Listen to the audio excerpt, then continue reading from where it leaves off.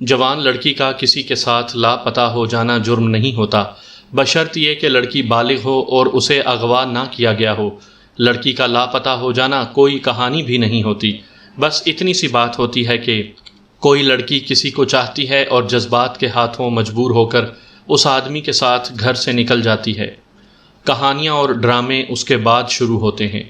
یہ ڈرامائی داستان بھی جو میں آپ کو سنانے لگا ہوں، ایک جوان لڑکی کی گمشدگی کے بعد شروع ہوئی تھی۔ میرے تھانے میں جو گاؤں آتے تھے ان میں ایک گاؤں ذرا بڑا تھا۔ اونچی حویلیوں اور اونچی ذات والوں کے ایک گھر سے ایک جوان اور خوبصورت لڑکی لاپتہ ہو گئی۔ اس کی گمشدگی کے ایک روز بعد اس کا باپ، بڑا بھائی اور نمبردار تھانے میں رپورٹ لکھوانے آئے۔ میں نے سب سے پہلے یہ پوچھا کہ لڑکی اٹھائی گئی ہے یا چلی گئی۔ جواب سننے سے پہلے میں نے لڑکی کے باپ اور بھائی سے کہا کہ وہ مجھے بالکل صحیح جواب دیں اور مجھے لڑکی کے متعلق ہر ایک بات بالکل صحیح بتائیں۔ باپ نے بتایا کہ معلوم ایسے ہوتا ہے جیسے لڑکی خود گئی ہے۔ میرے پوچھنے پر اس نے بتایا کہ گھر سے کچھ زیور اور کچھ نقدی جو 5 اور 10 روپے کے نوٹوں کی شکل میں تھی وہ غائب ہے۔ میں نے جب لڑکی کی عمر پوچھی تو باپ نے 18-19 سال بتائی، یعنی لڑکی بالغ تھی۔ میں نے اسے کہا کہ وہ رپورٹ لکھوانا چاہتے ہیں تو میں لکھ لوں گا، لیکن نظر یہی آتا ہے کہ لڑکی باقاعدہ تیاری کر کے کسی کے ساتھ گئی ہے۔ ہو سکتا ہے کہ وہ اس آدمی کے ساتھ مجسٹریٹ کے پاس چلی جائے اور بیان دے دے کہ وہ اپنی مرضی سے آئی ہے۔ لیکن ملک صاحب، نمبردار نے کہا، یہاں معاملہ کچھ اور معلوم ہوتا ہے۔ ان کا نوکر بھی لاپتہ ہے اور ان کا بڑا اچھا کتا جو رات کو رکھوالی کے لیے گھر سے باہر کھلا رہتا ہے وہ بھی غائب ہے۔ اس سے ظاہر ہوتا ہے کہ یہ نوکر کی بدماشی ہے اور وہ زیور اور نقدی کا چور ہے۔ کیا نوکر بدماش قسم کا آدمی تھا؟ میں نے پوچھا۔ ان تینوں نے ایک دوسرے کی طرف دیکھا، پھر تینوں نے باری باری مجھے بتایا کہ نوکر بدماش نہیں تھا۔ جناب ملک صاحب، لڑکی کے باپ نے کہا، ہم تو سوچ بھی نہیں سکتے تھے کہ یہ نوکر اتنی ذلیل حرکت اتنی زیادہ دلیری سے کرے گا۔ نوکر کے متعلق میں نے ان سے بہت ساری باتیں پوچھیں۔ ان سے یہی پتہ چلتا تھا کہ یہ نوکر سیدھا سادہ سا دیہاتی تھا، دبلا پتلا تھا اور اس کا رنگ گہرا سانولا تھا۔ میں نے ان لوگوں کے جوابوں سے یہ اندازہ لگایا کہ نوکر اس قابل نہیں تھا کہ اونچے خاندان کی اتنی خوبصورت لڑکی اس کے ساتھ گھر سے نکل جاتی۔ مجھے یہ خیال آیا کہ لڑکی کسی امیر کبیر آدمی کے ساتھ گئی ہے اور ان دونوں کے درمیان ملاقاتوں وغیرہ کا ذریعہ نوکر تھا اور لڑکی نوکر اور کتے کو خود ساتھ لے گئی۔ اس سے یہ بھی ظاہر ہوتا تھا کہ لڑکی جس کے پیچھے گئی ہے وہ کوئی بڑا جاگیردار یا نواب قسم کا آدمی ہوگا۔ اس نے لڑکی سے کہا ہوگا کہ نوکر کے ساتھ آ جانا۔ میں نے بے دلی سے رپورٹ درج کر لی اور ان لوگوں سے لڑکی، نوکر اور کتے کا تفصیلی حلیہ معلوم کر کے لکھ دیا۔ یہ حلیہ مجھے دوسرے تھانوں کو اشتہار، شور و غوغا کے ذریعے بھیجنا تھا۔ اس واردات کی جو دیگر کاغذی کارروائیاں کیں اس کے ساتھ آپ کو دلچسپی نہیں ہونی چاہیے۔ یہ خاصی لمبی کارروائیاں ہوتی ہیں۔ میں نے گمشدہ لڑکی کے باپ اور بھائی کو الگ کر کے لڑکی کے متعلق معلوم کیا۔ انہوں نے یہ ثابت کرنے کی کوشش کی کہ لڑکی نیک چلن اور سیدھی طبیعت کی تھی۔ میں یہ ماننے کے لیے تیار ہی نہیں تھا۔ ان کے بعد میں نے نمبردار سے پوچھا۔ اس نے ذرا تفصیل سے بتایا۔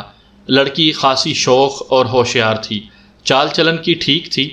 کوئی ایسا ثبوت یا اشارہ نہیں ملتا تھا جس سے پتہ چلتا کہ فلاں شخص کے ساتھ اس کے اچھے یا برے مراسم ہیں۔ میرے پوچھنے پر نمبردار نے بتایا کہ لڑکی میں گھر سے کسی کے ساتھ بھاگ نکلنے کی جرت موجود تھی۔ میں نے ان تینوں کو یہ کہہ کر رخصت کر دیا کہ میں اگلے روز ان کے گاؤں آؤں گا۔ یہ ایسی واردات نہیں تھی کہ میں فوراً اٹھ دوڑتا۔ ان لوگوں نے خود ہی مجھے بتایا تھا کہ لڑکی اٹھائی نہیں گئی، خود گئی ہے۔ میں نے اس روز صرف کاغذی کارروائی کی اور اشتہار شور و غوغا جہاں جہاں بھجوانا تھا تحریر کروا کر بھجوا دیا۔ لڑکی پر زیادہ سے زیادہ یہ کیس بنتا تھا کہ وہ زیورات اور نقدی لے گئی ہے، لیکن وہ اس کا اپنا گھر تھا اور اس مال کو وہ اپنا مال کہہ سکتی تھی۔ نوکر نے درمیان میں آ کر معاملہ ذرا بدل ڈالا تھا۔ میں اس کے خلاف یہ کیس بنا سکتا تھا کہ رقم اور زیور اس نے چوری کیے ہیں، لیکن لڑکی کا صرف اتنا کہہ دینا کافی ہوتا کہ یہ مال اس نے خود گھر سے نکالا ہے اور یہ اس کی اپنی ملکیت ہے۔ اس کا مطلب یہ تھا کہ ماں باپ کے لیے یہ معاملہ جتنا بھی سنگین تھا قانون کے لیے یہ کچھ بھی نہیں تھا۔ آخر میں نتیجہ 0 ہی نکلنا تھا۔ میں اگلے روز لڑکی کے گاؤں صرف اس لیے چلا گیا کہ مجھے اس کیس کی فائل میں کچھ نہ کچھ تو لکھنا ہی تھا، اور لڑکی کے والدین کو یہ تاثر دینا تھا کہ میں تفتیش کر رہا ہوں۔ یہ گاؤں میرے تھانے کے قصبے سے 3 میل سے کچھ زیادہ ہی دور تھا۔ گاؤں میں ہندوؤں اور مسلمانوں کی آبادی تقریباً برابر تھی۔ سکھوں کی آبادی بہت تھوڑی تھی۔ چھوٹی بڑی زمینداریاں زیادہ تر مسلمانوں کی تھیں۔ 3-4 بڑے زمیندار ہندو بھی تھے۔ یہ بتانے سے میرا مطلب یہ ہے کہ گاؤں پر مسلمانوں کا غلبہ تھا اور ان کے 3-4 خاندان گاؤں کے حاکم تھے۔ یہ لڑکی ان 3-4 خاندانوں میں سے ایک خاندان کی تھی۔ یہ اونچی ذات کے لوگ تھے۔ میں نے لڑکی کے گھر جا کر سارے مکان کو اندر سے دیکھا۔ یہ بہت بڑی حویلی تھی۔ اس کے ایک حصے پر بالائی منزل بھی تھی۔ نوکر مویشیوں والے کمرے کے ساتھ ایک کوٹھڑی میں سوتا تھا۔ لڑکی عام طور پر اپنے گھر کے افراد کے ساتھ سوتی تھی، لیکن 2-3 راتوں سے وہ اوپر کی منزل میں سو رہی تھی۔ سردیوں کے دن تھے، لوگ اندر کمروں کے دروازے بند کر کے سوتے تھے۔ لڑکی کے لیے رات کو نکل جانا مشکل نہیں تھا۔ میں نے یہ بھی دیکھا کہ اوپر کی منزل پر آنے جانے کے لیے ایک بڑی سیڑھیاں سامنے اور پیچھے تنگ سیڑھیاں تھیں۔ لڑکی کے گھر والوں نے بتایا کہ صبح انہوں نے دیکھا کہ حویلی کا باہر کا دروازہ کھلا ہوا تھا۔ لڑکی کی ماں کے ساتھ بھی باتیں ہوئیں۔ وہ تو روتی اور صاف کہتی تھی کہ لڑکی نے ان کے خاندان کی عزت ملیا میٹ کر دی ہے۔ میں نے اس سے پوچھا کہ اسے کس پر شک ہے۔ اس نے کہا کہ لڑکی نے کچھ پتہ ہی نہیں چلنے دیا۔ میں نمبردار کے گھر جا بیٹھا۔ میں نے وہاں بہت سے افراد سے پوچھ گچھ کی۔ ان میں باقاعدہ اور بے قاعدہ مخبر بھی تھے۔ ان میں سے کسی نے بھی نہ کہا کہ لڑکی کا چال چلن مشکوک تھا۔ کسی آدمی پر شک کا اظہار نہ کیا گیا۔ نوکر کے متعلق ہر کسی نے کہا کہ وہ تو بدھو سا آدمی تھا۔ اس کی عمر 23-24 سال بتائی گئی تھی۔ سب اسے بدصورت کہتے تھے۔ اس میں جوانی کی شوخی تو تھی ہی نہیں۔ میں نے جس سے بھی پوچھا کہ یہ کہاں تک ممکن ہو سکتا ہے کہ لڑکی نوکر کے ساتھ چلی گئی ہو، وہ ہنس پڑا۔ مجھے اس قسم کے جواب ملے کہ اس کے ساتھ تو گاؤں کی کوئی بدصورت لڑکی بھی نکلنے کے لیے تیار نہیں ہوگی۔ وہ تو مویشیوں جیسا تھا۔ کام کیا، روٹی کھائی اور سو گیا۔ وہ دیانتدار اور وفادار نوکر تھا۔ ایسا بھی نہیں تھا کہ ہر وقت لڑکی کے ساتھ رہتا ہو۔ ایک آدمی نے، جو لڑکی کا ماموں یا چچا تھا، کہا کہ یہ آدمی تو رکھوالی کے کتے جیسا تھا، جو چوروں کو بھگا دیتا ہے، خود چوری نہیں کیا کرتا۔ 2 معزز آدمیوں نے، جن کا لڑکی کے ساتھ کوئی رشتہ نہیں تھا، کہا کہ یہ بڑے زمیندار خاندان اپنے آپ کو شاہی خاندان سمجھتے ہیں۔ ان کے ہاں شادی ہو تو مجرا کرواتے ہیں، اوچھے طریقوں سے اپنی امیری کا اظہار کرتے ہیں، روپے پیسے سے اپنے کرتوت چھپا لیتے ہیں۔ ان کی اپنی روایات ہیں۔ اس لڑکی کی خالہ کی منگنی گاؤں میں ہوئی اور وہ کسی کے ساتھ گھر سے بھاگ گئی۔ 10-12 سال گزرے، اس خاندان کی ایک اور لڑکی کسی کے ساتھ گھر سے چلی گئی تھی۔ ان دونوں نے جاگیرداروں کے ہاں شادی کر لی تھی۔ اب یہ لڑکی بھاگ گئی ہے تو کوئی عجیب واقعہ نہیں ہوا۔ یہ صحیح ہے کہ اس خاندان کی کوئی عورت بد چلن نہیں نکلی، لیکن جس نے گھر سے نکلنا چاہا وہ بڑی دلیری اور صفائی سے نکل گئی۔ دراصل ملک صاحب، اس گاؤں کے ایک اور صاحب حیثیت آدمی نے کہا، اس برادری کی لڑکیاں شہزادیاں اور رانیاں بننے کے خواب دیکھا کرتی ہیں۔ گاؤں میں شہزادیاں ہی بنی رہتی ہیں، لیکن حقیقت کچھ اور ہوتی ہے، اس لیے بڑے جاگیرداروں اور نوابوں کے ہاں جا پہنچتی ہیں۔ ان سب لوگوں نے دراصل میرے ہی اس خیال کی تائید اور تصدیق کر دی تھی کہ یہ پولیس کا کیس نہیں۔ میں اس ارادے سے اس گاؤں سے آ گیا کہ یہ کیس اپنے ASI کے سپرد کر دوں گا، اور وقت گزرنے کے ساتھ ساتھ یہ کیس مرتا چلا جائے گا۔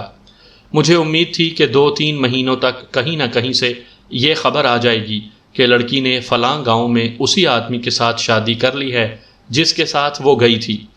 تھانے جا کر میں یہ کیس ASI کے حوالے کرنے لگا تو پتہ چلا کہ اس کے پاس پہلے ہی کچھ زیادہ کیس اکٹھے ہو گئے ہیں۔ میں نے یہ کیس اپنے پاس ہی رہنے دیا۔ ASI سے کہا کہ اس کے پاس اس طرف کے 1-2 کیس ہیں، وہ جب بھی ان کی تفتیش کے لیے ادھر جائے تو ایک آدھ ضمنی اس کیس کی بھی بنا لیا کرے۔ 5-6 دن گزر گئے، یہ کیس میرے ذہن سے تقریباً اتر گیا تھا۔ میرے ساتھ والے تھانے سے اطلاع آئی کہ اشتہار شور و غوغا میں جس نوکر اور جس کتے کا حلیہ لکھا گیا تھا وہ دونوں ایک گاؤں میں موجود ہیں۔ اس تحریری اطلاع میں یہ بھی تحریر تھا کہ نوکر اگر وہی ہے یا وہ جو کوئی بھی ہے، وہ بظاہر پاگل لگتا ہے، اپنا نام بھی نہیں بتاتا اور یہ بھی نہیں بتا سکتا کہ وہ کون ہے اور کہاں سے آیا ہے۔ اس اطلاع نے مجھے حیرت میں ڈال دیا۔ میں آپ کو یہ بھی بتا دوں کہ پولیس کے کاغذات میں جو حلیہ لکھا جاتا ہے اس میں انتہائی باریکیاں بھی شامل ہوتی ہیں۔ میں جانتا تھا کہ تھانے دار نے صرف شک پر اطلاع نہیں دی، اس نے اپنا شک رفع کر کے اطلاع بھیجی ہے۔ وہ گاؤں جہاں نوکر اور کتا پائے گئے تھے لڑکی کے گاؤں سے 3.25 میل آگے تھا اور وہ دوسرے تھانے کے علاقے میں آتا تھا۔ اگر ایک علاقے کی واردات کی تفتیش دوسرے علاقے کے تھانے میں پہنچ جائے تو دستور کے مطابق دونوں تھانے دار مل کر تفتیش کرتے ہیں، لیکن یہ پولیس کا ایک ضابطہ ہے، عملی طور پر وہی تھانے دار تفتیش کرتا ہے جس کے علاقے کی واردات ہوتی ہے۔ میں اس اطلاع پر اپنے ساتھ ضروری عملہ لے کر روانہ ہو گیا۔ گمشدہ لڑکی کا گاؤں راستے میں پڑتا تھا، وہاں سے لڑکی کے باپ اور اس کے بڑے بھائی کو ساتھ لے لیا۔ نوکر اور کتے کی شناخت کے لیے دونوں کا ساتھ ہونا ضروری تھا۔ پہلے ہم اس علاقے کے تھانے میں گئے، وہاں کے تھانے دار نے اپنا ایک کانسٹیبل میرے ساتھ بھیج دیا۔ میں اس گاؤں میں پہنچا۔ وہ چھوٹا سا ایک گاؤں تھا جس کا اپنا نمبردار تھا۔ سب سے پہلے تو میں نے نمبردار سے پوچھا۔ اس نے بتایا کہ اس گاؤں کے 2 آدمی 3-4 دن گزرے بڑی اچھی نسل کا ایک کتا لائے ہیں۔ کہنے لگے کہ یہ خرید کر لائے ہیں۔ اس سے 1-2 دن پہلے جوان سا ایک آدمی گاؤں میں آیا، وہ پاگل معلوم ہوتا تھا۔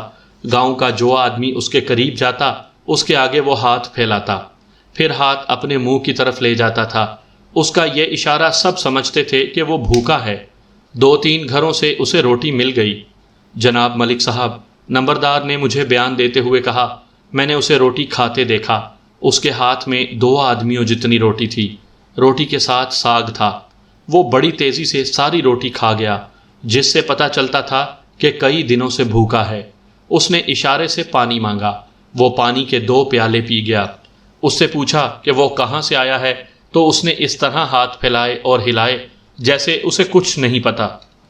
یہ آدمی ہمارے لیے عجیب چیز نہیں تھا، صاف ظاہر تھا کہ بیچارہ پاگل ہے، لیکن عجیب چیز یہ دیکھی کہ وہ 2 آدمی جو کتا خرید کر لائے تھے ان میں سے ایک اس کتے کو باہر لے آیا۔ کتا اس کے قابو میں نہیں آ رہا تھا۔ میں آپ کو وہ کتا دکھاؤں گا، بڑا ہی خونخوار کتا ہے۔ کتے کو دیکھ کر لوگ دور ہٹ گئے کیونکہ وہ ہر کسی کو کاٹنے کے لیے لپکتا تھا۔ اس آدمی نے کتے کو پٹے سے پکڑ رکھا تھا۔ وہ کتے کو ویسے ہی اس پاگل کے قریب لے گیا۔ کسی نے دور سے کہا کہ کتے کو پیچھے رکھو، اس جھلے کو کھا جائے گا۔ کتے والے نے اس آدمی کی طرف دیکھا جس نے اسے یہ بات کہی تھی۔ عین اسی وقت کتے نے زور دیا تو پٹا اس آدمی کے ہاتھ سے نکل گیا۔ کتا دوڑ کر پاگل کے پاس گیا، میں بھی دیکھ رہا تھا۔ اللہ کی قسم ملک صاحب، میں نے اپنی آنکھوں پر ہاتھ رکھ لیے۔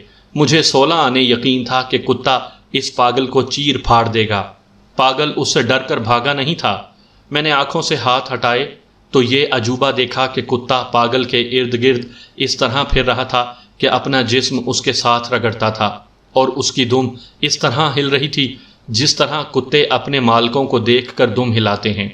کتے نے اس کے ہاتھ چاٹے اور اس کے منہ کے ساتھ منہ بھی لگایا۔ کتے کے مالک نے آگے ہو کر اس کا پٹا پکڑا۔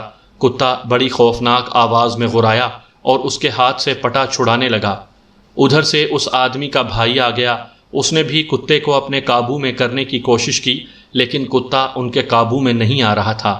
کتے کو گھسیٹ کر پرے لے گئے تو کتا اور زیادہ خونخوار ہو گیا۔ انہوں نے ڈر کر کتے کو چھوڑ دیا۔ کتا پھر دوڑ کر پاگل تک گیا اور اس کے ساتھ لگ کر بیٹھ گیا۔ اس کے دونوں مالک اس کی طرف گئے تو کتا غراتا ہوا اٹھا، وہ پیچھے ہٹ گئے۔ مجھے پہلے ہی پتہ چل گیا تھا کہ کتا جس وقت سے اس گھر میں آیا ہے کسی کو قریب نہیں آنے دیتا۔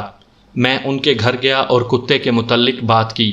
انہوں نے بتایا کہ یہ جس مرد یا عورت کو دیکھتا ہے اس پر بڑے غصے سے غراتا ہے۔ میں خود کتے کے پاس گیا اور اس کے سر اور گردن پر ہاتھ پھیرنے کی کوشش کی تو کتا مجھے کاٹنے کو آ گیا۔ اگر وہ بندھا ہوا نہ ہوتا تو وہ مجھے کاٹ لیتا۔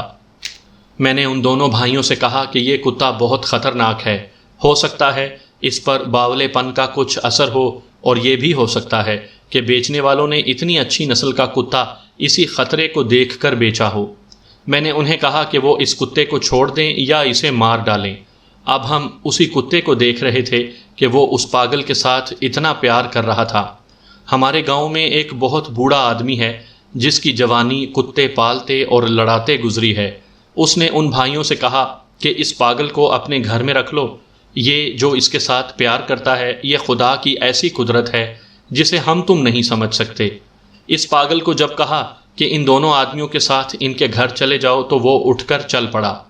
کتا بھی اس کی ٹانگوں کے ساتھ جسم رگڑتا ہوا چل پڑا۔ اس روز سے ہم دیکھ رہے ہیں کہ صرف یہ شخص ہے جس کے آگے کتا لیٹ جاتا ہے، اس کے پاؤں میں لوٹ پوٹ ہوتا ہے، اور سب اس پر حیران ہوتے ہیں کہ جسے ہم پاگل سمجھتے ہیں وہ سارے کام کرتا ہے، مثلا مویشیوں کو چارہ ڈالتا ہے، اور اسی طرح کوئی بھی کام جو اسے بتایا جاتا ہے وہ کرتا ہے۔ لیکن پیچھے پڑ کر پوچھتے رہو کہ تمہارا نام کیا ہے، کہاں کے رہنے والے ہو، یہ حیران ہو کر پوچھنے والے کی منہ کی طرف دیکھتا رہتا ہے یا یہ کہتا ہے پتہ نہیں، بولتا ہے لیکن بہت کم۔ یہ پاگل اور یہ کتا اس طرح پہچانے گئے کہ اس تھانے کا ایک ہیڈ کانسٹیبل کسی تفتیش یا کام کے سلسلے میں اس گاؤں میں آیا۔ اس وقت یہ پاگل اور یہ کتا گھر سے باہر تھے۔ ہیڈ کانسٹیبل کی نظر پہلے کتے پر پڑی، پھر اس نے پاگل کو دیکھا۔ نمبردار نے مجھے بتایا کہ وہ ہیڈ کانسٹیبل کے ساتھ تھا۔ ہیڈ کانسٹیبل کتے کو بہت غور سے دیکھتا رہا۔ اس نے کتے کے مالک کو بلایا اور پوچھا کہ یہ کتا اسے کہاں سے ملا ہے۔ اس نے کہا کہ خریدا ہے۔ ہیڈ کانسٹیبل نے پوچھا کہ کس سے خریدا ہے؟ اس آدمی نے جواب دیا کہ کتا بیچنے والا اسے راستے میں ملا تھا۔ اس نے اس سے یہ نہیں پوچھا تھا کہ اس کا نام کیا ہے اور وہ کون سے گاؤں کا ہے۔ پھر ہیڈ کانسٹیبل نے پاگل کو بڑے غور سے دیکھا اور اس سے نام پوچھا۔ پاگل نے کہا کہ اسے پتہ نہیں۔ نمبردار نے ہیڈ کانسٹیبل سے پوچھا کہ وہ اتنا کرید کر کیوں پوچھ رہا ہے؟ ہیڈ کانسٹیبل نے کہا کہ ویسے ہی پوچھا ہے، اسے شاید کتا اچھا لگا تھا۔ ہیڈ کانسٹیبل نے اپنے تھانے دار کو جا کر بتایا کہ اشتہار شور و غوغا میں جس کتے اور نوکر کا ذکر تھا ان دونوں کو اس نے اس گاؤں میں دیکھا ہے۔ تھانے دار عقلمند آدمی تھا، اس نے خود گاؤں میں جا کر ان دونوں کو اس خطرے کی وجہ سے نہ دیکھا کہ گاؤں میں شک پیدا ہو جائے گا اور کتے کو بھی اور اس آدمی کو بھی غائب کر دیا جائے گا۔ اس نے مجھے اطلاع دے دی۔ میرے کہنے پر نمبردار مجھے کتے والے گھر لے گیا۔ لاپتہ لڑکی کا باپ اور بھائی بھی میرے ساتھ تھے۔ میں نے اسے گھر میں جاتے ہی کہا کہ کتے اور پاگل کو میرے سامنے کرو۔ فوراً ہی ایک دبلا پتلا اور مریل سا آدمی کتے کے ساتھ میرے سامنے آ گیا۔ کتے نے لڑکی کے باپ اور بھائی کی طرف دیکھا اور پیار کی آوازیں نکالتا ہوا ان کے قریب چلا گیا۔ لاپتہ لڑکی کے باپ اور بھائی نے پہلے تو کتے کو پہچانا، پھر انہوں نے اپنے نوکر کو پہچان لیا۔ لڑکی کا بھائی چہرے پر قہر لیے نوکر کی طرف لپکا۔ اس نے ہاتھ اس طرح آگے کر رکھے تھے جیسے پاگل سے اس نوکر کو یہ ناخنوں سے چیر پھاڑ دے گا۔ لڑکی کے باپ نے بڑی ننگی گالی دے کر کہا، سر کھول دو اس کا۔ میں دونوں کے آگے ہوا اور انہیں پیچھے ہٹا دیا۔ نوکر کو دیکھا، وہ چپ چاپ کھڑا تھا۔ باپ بیٹا میرے ڈر سے رک گئے، ورنہ وہ نوکر پر اور ان دو بھائیوں پر جن کا یہ گھر تھا بری طرح ٹوٹ پڑتے۔ تمہارا نام کیا ہے؟ میں نے نوکر کے کندھے پر ہاتھ رکھ کر پوچھا۔ اس نے گردن کو ذرا سا خم دے کر سر یوں ہلایا جس کا مطلب تھا کہ اسے اپنا نام معلوم نہیں۔ میں نے اسے دونوں کندھوں سے پکڑ کر زور سے ہلایا اور پوچھا کہ وہ کہاں کا رہنے والا ہے اور یہاں کیوں آیا ہے۔ اب اس کے چہرے پر خوف کا گہرا تاثر تھا اور اس کی آنکھیں ضرورت سے زیادہ کھل گئی تھیں۔ اس نے ان دونوں بھائیوں کو دیکھا جنہوں نے اسے اپنے پاس رکھ لیا تھا۔ لڑکی کے باپ نے کہا، جناب آپ ذرا پیچھے ہٹ جائیں۔ لڑکی کا بھائی بولا، یہ ابھی بول پڑے گا، اپنے باپ کا نام بھی بتائے گا۔ جو کام مجھے کرنا تھا وہ میں ان سے نہیں کروا سکتا تھا۔ میں نے نوکر اور ایک بھائی کو اپنے کانسٹیبلوں کے حوالے کیا اور دوسرے بھائی کو اپنے ساتھ لے کر انہی کی ڈیوڑی میں چارپائی منگوا کر بیٹھ گیا۔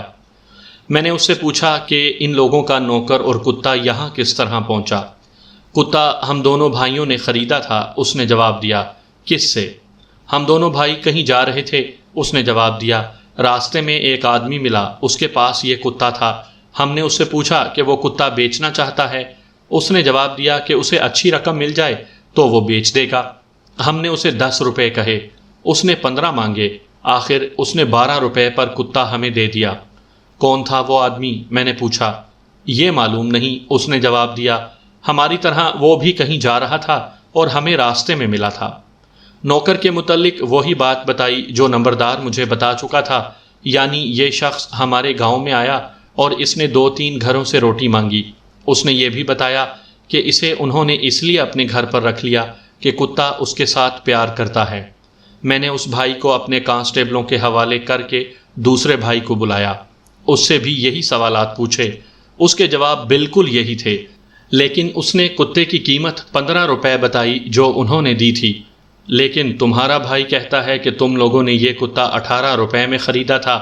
میں نے اسے چکر دینے کے لیے کہا۔ ہاں ہاں جناب عالی، اس نے کہا، مجھے یاد نہیں آ رہا تھا، قیمت 18 روپے ہی تھی۔ اس شخص نے اپنے خلاف شک پکا کر دیا۔ میں نے اس سے نوکر کے متعلق پوچھا تو اس نے بالکل وہی جواب دیا جو اس کا بھائی پہلے دے چکا تھا۔ مجھے اب زیادہ سوال و جواب کی ضرورت نہیں تھی۔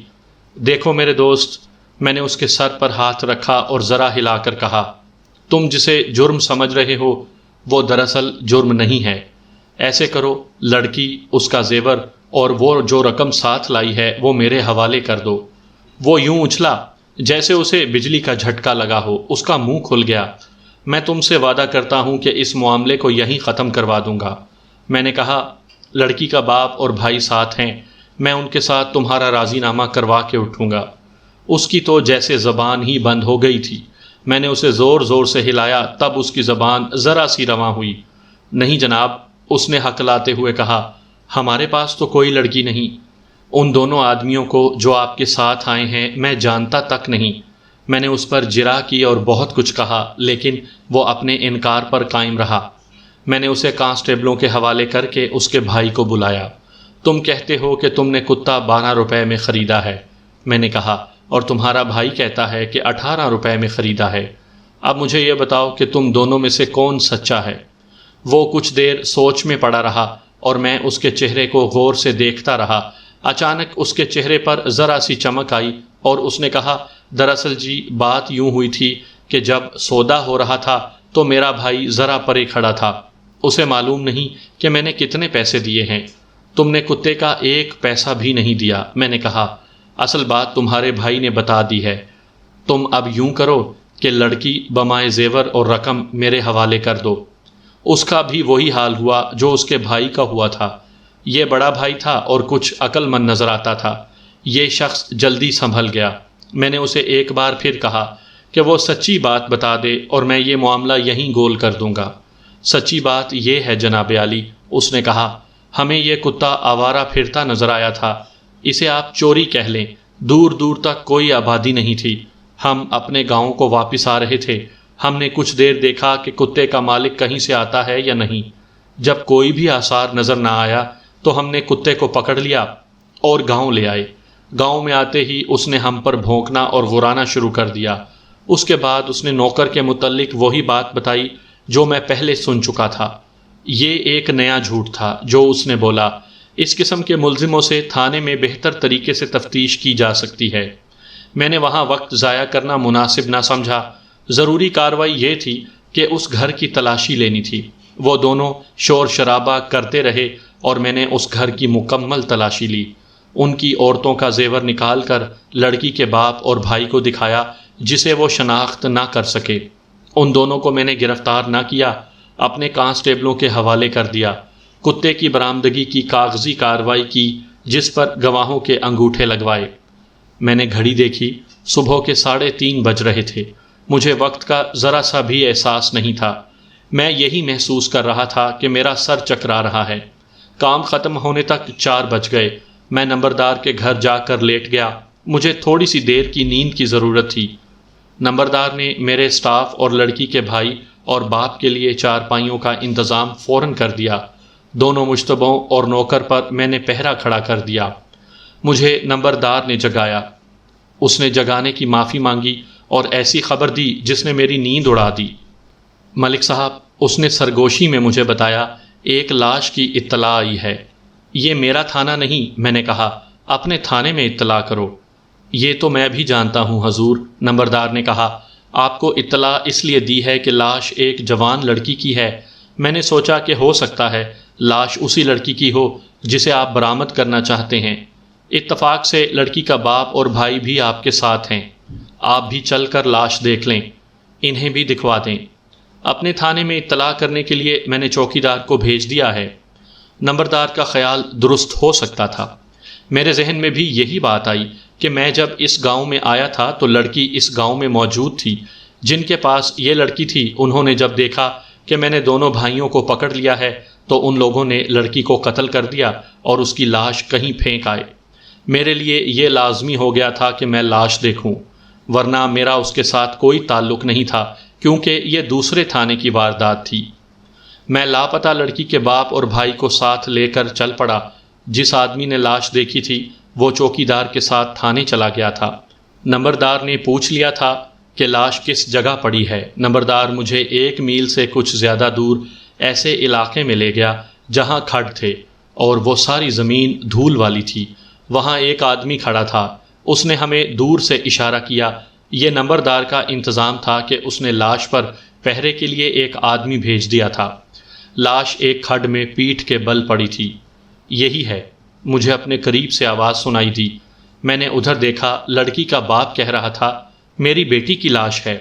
میں نے لڑکی کے بھائی سے پوچھا تو اس نے کہا کہ یہ اس کی بہن کی لاش ہے۔ اس نے کہا اس نے خاندان کے منہ پر کالک تو مل دی ہے لیکن اچھا ہوا کہ ماری گئی۔ زمین کھروں کے لیے موزوں تھی کیونکہ دھول تھی۔ سردیوں کی بارشیں ابھی شروع نہیں ہوئی تھیں۔ مجھے کھوجی کی ضرورت تھی۔ کھوجی مجھے اس تھانے سے ہی مل سکتا تھا۔ میں نے سب کو پرے کر دیا اور میں نے کھڈ کے کنارے کو غور سے دیکھا۔ بڑے صاف کھرے دکھائی دیے۔ کھڈ میں بھی کھرے تھے۔ میں کھڈ میں اتر گیا اور کھروں کا خاص خیال رکھا کہ میرے پاؤں کے نیچے نہ آ جائیں۔ لاش کے گلے میں رسی ڈال کر پیچھے یعنی گردن کی پشت پر ایک گانٹھ دی گئی تھی۔ لاش کی حالت بتاتی تھی کہ اسے چند گھنٹے پہلے قتل کیا گیا ہے۔ چہرہ ابھی تر و تازہ تھا۔ لڑکی واقعی خوبصورت تھی۔ میں نے اس کی شلوار قمیض دیکھی اور نظری معائنہ کیا۔ معلوم یہی ہوتا تھا کہ مقتولہ کو صرف قتل کیا گیا ہے، اس کی عصمت پر حملہ نہیں کیا گیا۔ میں حیران اس پر ہوا کہ لاش کے کانوں میں جھمکے، ایک کلائی میں سونے کا ایک وزنی کڑا اور انگلی میں انگوٹھی تھی۔ قاتل نے اتنا قیمتی زیور اتارا تک نہیں تھا۔ یہ بھی ثابت ہوتا تھا کہ لڑکی کو لاپتہ ہونے کے کئی روز بعد قتل کیا گیا ہے۔ اس کے پاؤں میں جوتی بھی تھی۔ میں اس علاقے کے تھانے دار کا انتظار کر رہا تھا۔ یہ تفتیش ہم دونوں کو مل کر کرنی تھی کیونکہ لڑکی کی گمشدگی کی رپورٹ میرے پاس تھی اور اس کی لاش دوسرے تھانے دار کے علاقے سے برآمد ہوئی تھی۔ مجھے اس تھانے دار کا انتظار تقریباً 1 گھنٹہ کرنا پڑا۔ وہ رہتک کے علاقے کا ہندو تھا۔ ہم ایک دوسرے کو پہلے سے بہت اچھی طرح جانتے تھے۔ وہ آیا تو میں نے اسے بتایا کہ یہ اسی لڑکی کی لاش ہے جسے میں ڈھونڈتا پھر رہا ہوں۔ وہ جانتا تھا کہ اسے بھی میرے ساتھ تفتیش کرنی پڑے گی۔ اس نے مجھے منت کے لہجے میں کہا کہ اس کے پاس بہت ہی زیادہ کام ہے اور اس کا ASI نالائق سا آدمی ہے۔ تمہارا مطلب ہے کہ میں تفتیش اکیلا کروں؟ میں نے ہنستے ہوئے پوچھا۔ ہاں ملک صاحب، اس نے کہا، اکیلے ہی لگے رہو۔ کاغذوں میں ہم لکھیں گے کہ تفتیش ہم دونوں کر رہے ہیں۔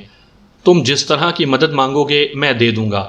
جتنے دن میرے علاقے میں رہو گے 2 مرغ روزانہ میرے ذمے، کوئی موج میلہ کرنا چاہو تو وہ بھی میرے ذمے۔ میں دراصل اسے اپنے ساتھ رکھنا ہی نہیں چاہتا تھا کیونکہ میں اسے اعتماد کے قابل نہیں سمجھتا تھا۔ ہر تھانے دار کی اپنی اپنی دلچسپی ہوتی ہے۔ میں نے اسے کہا کہ وہ کاغذی کارروائی کر لے۔